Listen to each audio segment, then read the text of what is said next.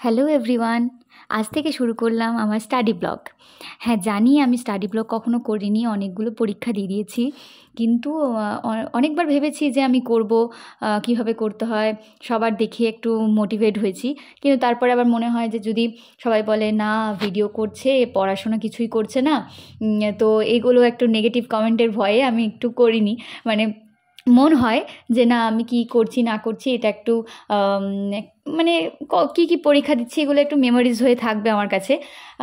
তো এখন রিসেন্টলি আসছে আরআরবি এনটিপিসি, তো তার জন্য বেশ কয়েক মাস ধরে আমার করা উচিত ছিল, কিন্তু না তখন আমি সময় করে উঠতে পারিনি, পড়াশুনো করছিলাম।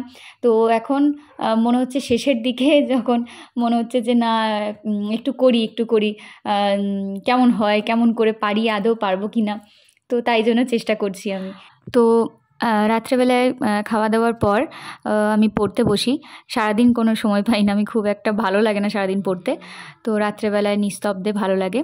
তো প্রথমে আমি টু ডু লিস্ট বানিয়ে নিয়েছি।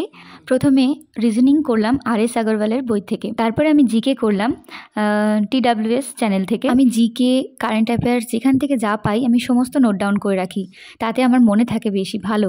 এটা আমার ক্ষেত্রে তো হয়, তোমাদের ক্ষেত্রে কি হয় জানিও অবশ্যই। আর তারপর আমি করলাম একটু ম্যাথ করলাম, তারপরে একটু সায়েন্সটা পড়লাম।